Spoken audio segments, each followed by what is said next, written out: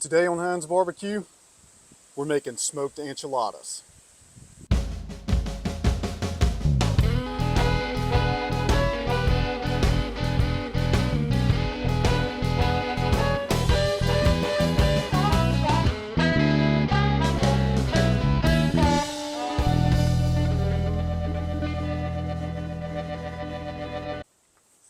Ah, yes, chicken enchiladas. But not just chicken enchiladas, hickory smoked chicken enchiladas. So first things first, sorry for not putting out a video in a while. We have been extremely busy getting stuff set up with the business, running the business. We did our first pop-up, super successful, sold out.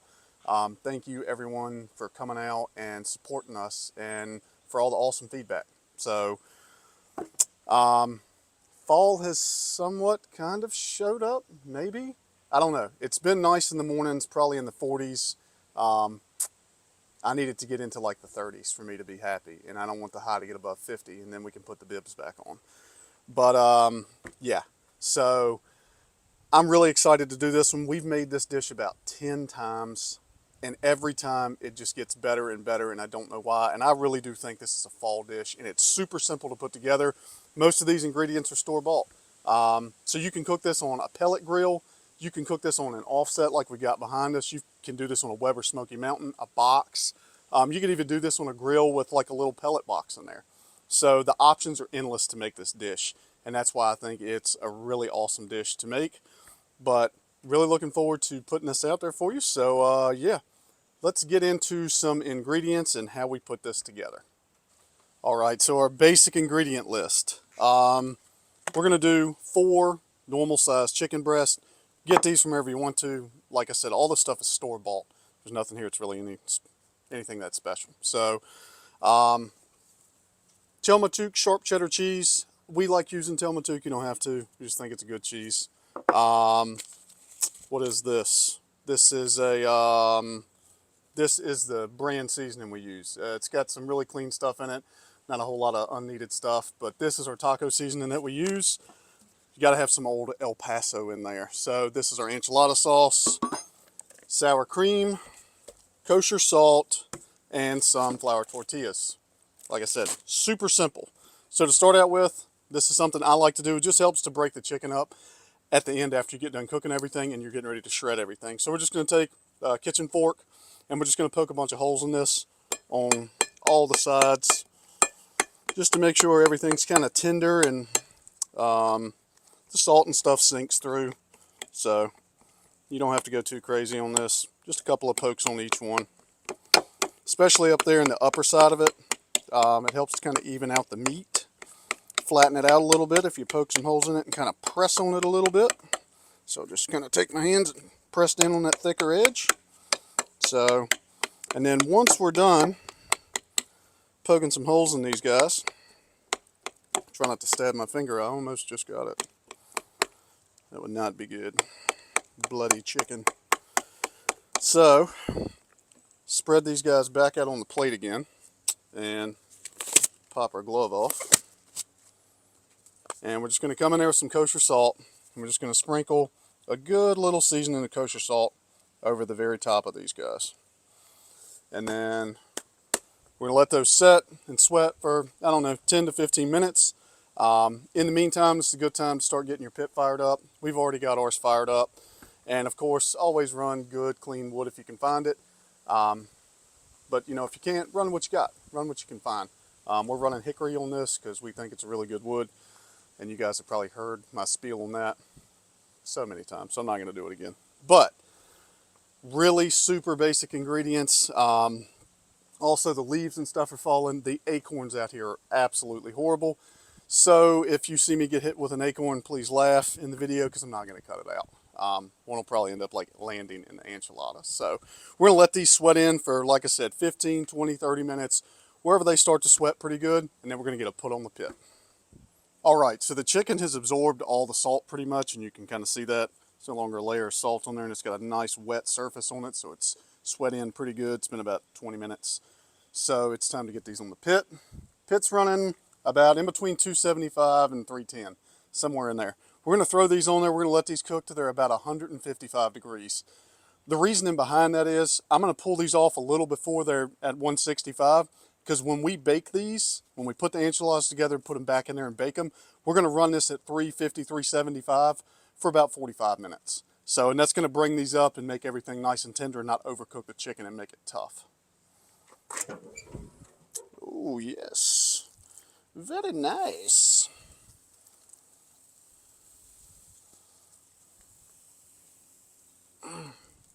So, I'm going to position these kind of as far away from the box as I can, because I don't want them getting too hot. We've got a water pan inside of here.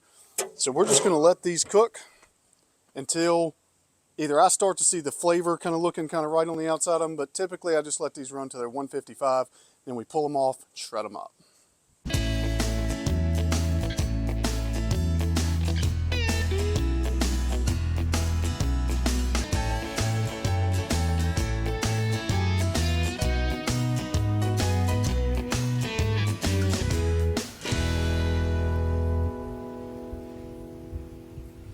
All right, so we just checked everything. Temperature's running about 150 to 155, so it's about time to pull these guys off. So we've got a pretty good sized bowl here. We're gonna get the chicken breast over in here. I've got glove liners on under these gloves, so I'm just gonna pull them in the bowl. If you don't have glove liners, chop these up, use a blender, something like that, but do not grab them. But I mean, that's pretty much what we're looking at, and you can really see the smoke on there. A little bit of grate there on the back side. Very nice indeed. Oh, they smell so good. That hickory smoke, you just can't beat it. They're not too dried out either, which makes me really happy. Good color. But all we're going to do is we're just going to grab these guys and just tear them up. But there we go. Everything is torn up. Got a couple of bigger chunks here and there, but nothing crazy. So, nothing crazy at all. So, get you guys a close-up of this to see what it actually looks like. So, yeah. Let's have a look-see here. So there we go. That's what we're actually looking like, and that's kind of the texture of it. Not anything too terrible. So, all right, as far as ingredients go that are going to go in this, sour cream. One thing that I like to do, and it's a nice little trick, you can take a can opener and just clip the can opener on, spin it around, come to the back side and do the same thing, and this turns into a nice little pouring vessel. Pour a little bit of the red sauce in there with the chicken. Probably like an eighth of the can, not a lot at all. Next, we're going to put an entire package of the seasoning in there. Just sprinkle that in there, take your hand, mix it around a little bit. Also, now is a good time to preheat your oven if you're going to be using your oven to do this. 375 is what we've got ours preheated to, and we started that right after we checked, probably about 10 minutes before we went to go check the chicken breast where I thought they were at. So, all right. And some of this seasoning here might clump up on you, so just stick your hands in there and break that stuff up real good. Oh, yes. Yeah, once we get a little bit of the enchilada sauce in there, the stuff starts to break up a lot easier. So any of those clumps that were being kind of clumpy will definitely turn into just big pieces of shredded chicken, and they break up a lot easier after you get a little moisture in there. So just trying to make sure we got all of them broken up. Oh, this is when I wish you had smell-o-vision, because the enchilada sauce starts to mix in and the seasoning mixes in with this, with the smoke. It's like, I don't know, it's like a heavenly sense for your nostrils. It's just really good. So I really love it so much.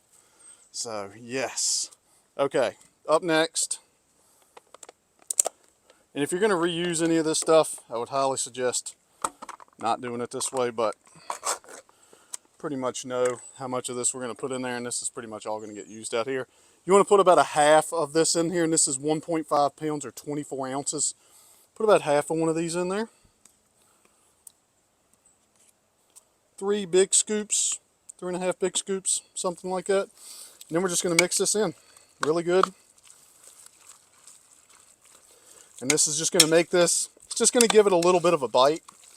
Nothing too crazy. If you put too much of this in there, it can kill the flavor. So if you underdo it, you're better off than overdoing it. So, shapow. We've got that nice and mixed up.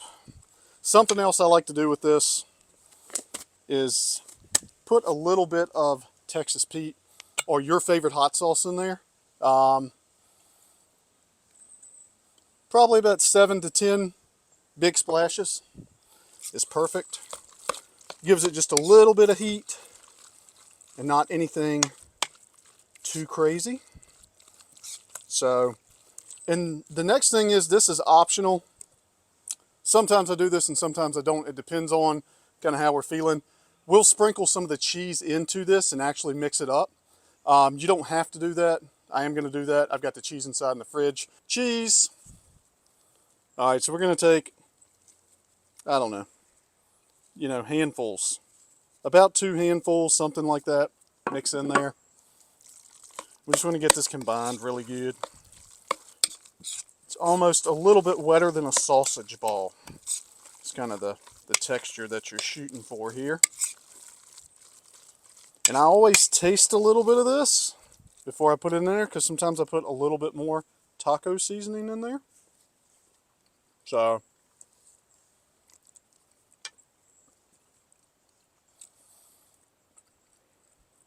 man, that's so good. So good. Whew, I can't wait to make these things. All right, so our main mixture is good. We like it. Set that up there for the time being. We have pre-greased this. What is this thing? This is a 9x13 Pyrex. So that's what we're going to end up making these and sticking them in. I like to take a little bit of the red sauce and just put down in there on the bottom just a real thin layer of it. It's so nice, man, to just pour this stuff right out of the can. So here we go. Those drips, they're going to get there anyway. Open up our tortillas. I always hate fighting with these things because I always try to open them and then I tear a hole in them, or they open like they did that time. Whatever, tortillas. All right, so then we're going to get about a spoonful, something like that. And you don't want to overfill these, because if you do, I feel like the meat to tortilla ratio gets a little off, and that's just not fun. And I just don't think they taste as good. And you can do whatever fold you want to do on this. I do the center fold in and then the flip and roll, as I like to call it. So kind of almost like you're rolling something else there, but no comment. All right. And then we will just rinse and repeat. All right, so we got a bunch of them in here. I think I can get 2 more in here. I wasn't going to bore you to death with me just sitting here rolling these up, and I didn't really have, I don't think my commentary is good enough to hold the audience quite yet. I'm working on it though, working on it. So, boom. And I did start using the Pyrex lid to roll these on, because it just makes it a lot better. Oh, I just ripped that one. No. Whatever. It's going in there anyway. Big tear right in the side of it. Oh well. Putting it in there anyway. A fork's going to find it in a minute anyway, so no one cares. Boom. Last one. Portion there. Little portions. I cannot wait to eat one of these.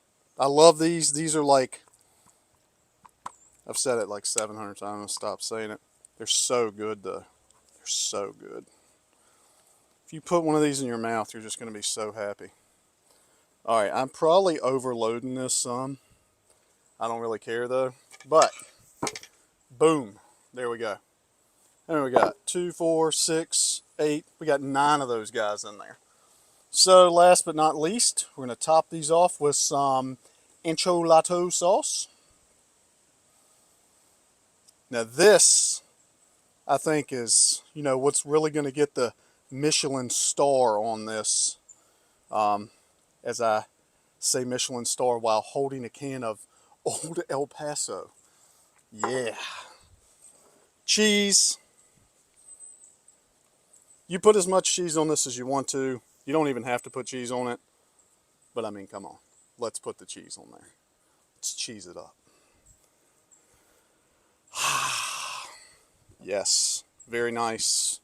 Very nice. And this right here, this whole bowl was like a block and a half of Tillamook sharp cheddar. So if you're wondering like how much cheese should I buy, 2 blocks. But I love cheese, so just know that. Okay, Michelin star stuff right here. Second pack of seasoning. I buy 2 packs of seasonings when I make this. I take the second pack and we're just going to sprinkle this over the top because it's going to take it over the top. Yeah, I know, my jokes are horrible. So, all right, boom. There it is. Completely ready for the oven. We're going to toss this oven, 375 degrees, probably 30, 45 minutes. And then we're going to take a big fat bite. 35 minutes later, we are ready. And I mean, oh my gosh. I gotta get you guys closer. Like I can't leave you just over there. All right, I'm going to try to do this without messing this up too much here. But look at how beautiful these enchiladas are. Oh my goodness. Oh, so perfect.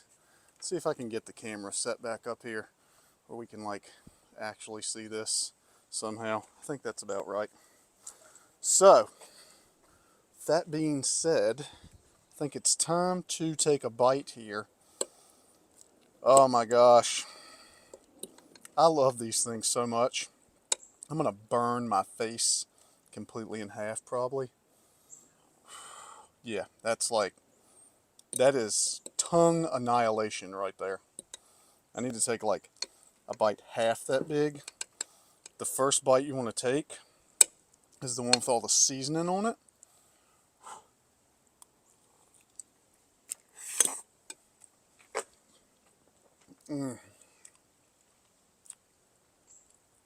I would say I'm sorry, but I'm not. Oh,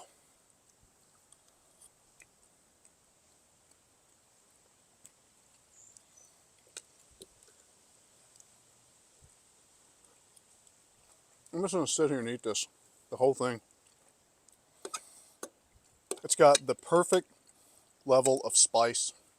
It's got the creaminess from the cheese, that little bit of sour twang from the sour cream, and then the seasoning on top, and then just kind of all the way through every bite. It's just this level of smoke that's like perfect. This is such an awesome dish, especially for fall and even in the winter. If you like to do smoked stuff in the winter, this is a really good one because it always comes out of the oven really hot. So a cold day, I mean, this could just really knock it out of the park. Also, a game day, I feel like people go crazy for this. So, epic meal for sure. I hope this recipe helps you guys out. Cook something awesome. Hope you try these and throw some feedback down there. Tell us what you think about this video. I'm going to go in the corner and just eat all this by myself. So, yeah. Till next time, keep them burning.